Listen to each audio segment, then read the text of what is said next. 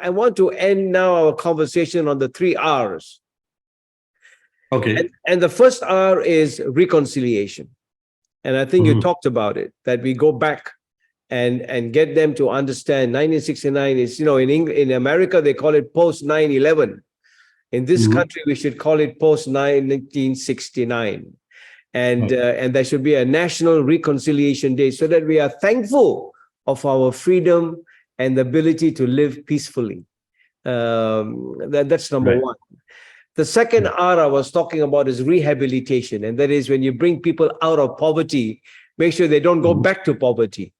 You see, there's always this thing about handouts and all that kind of stuff. But how do you rehabilitate a people? Not everybody can run long jumps. And if they've still got crutches on, they'll still be at the back.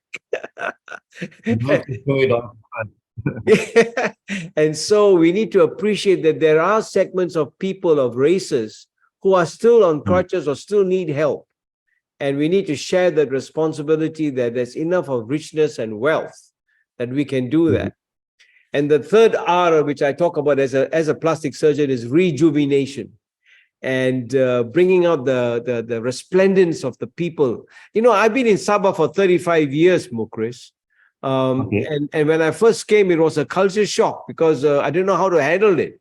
Because orang Sabah sini, orang bukan Sabah sana, and I was standing at the airport and I was saying, hey, I thought I was a Malaysian, what the heck is going on, But I loved every moment of it because it was a beautiful place, to smile is so natural.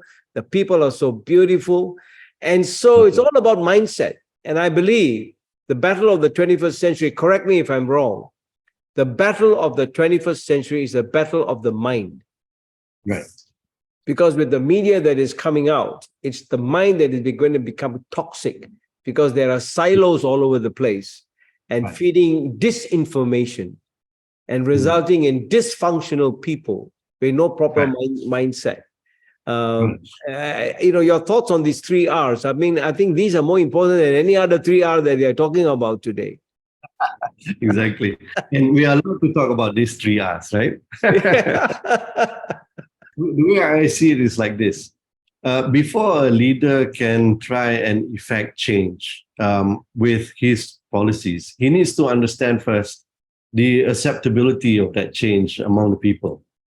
So in the early years, after Merdeka, the policy at the time was somewhat laissez-faire, so it's a non-interference.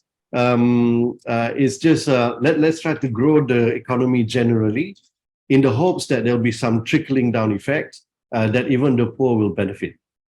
So after 30 May, Tun Razak decided that we had to do away with that laissez-faire policy. We had to be more interventionist. So the government of that time basically came up with policies that addressed issues very directly. How do we handle disparity?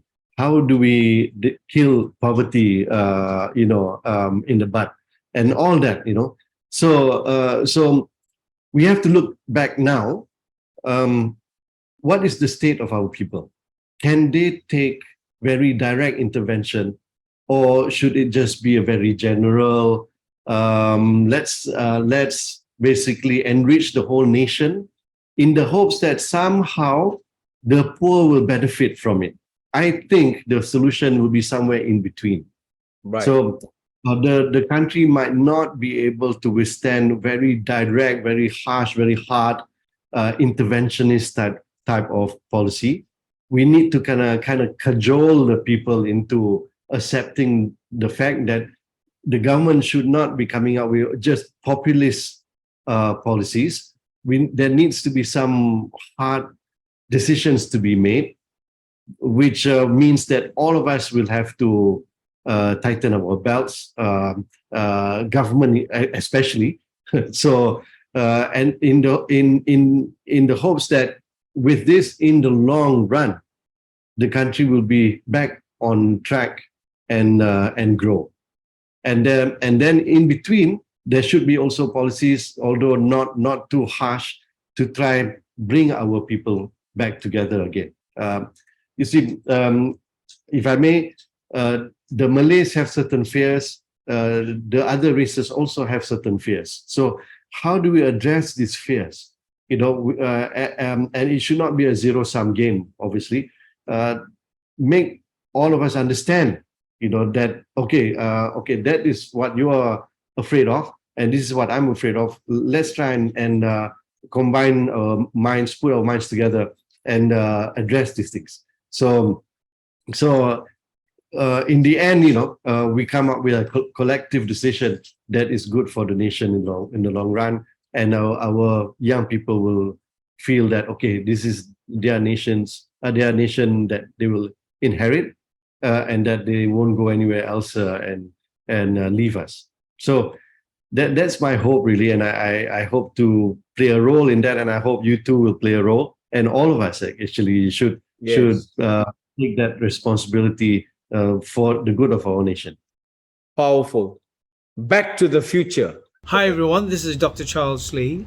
Before this episode starts, I have a small favor to ask from you. Many visit and watch the videos and they find it very informative, they get excited. Some of them write to me on my email, but they don't subscribe.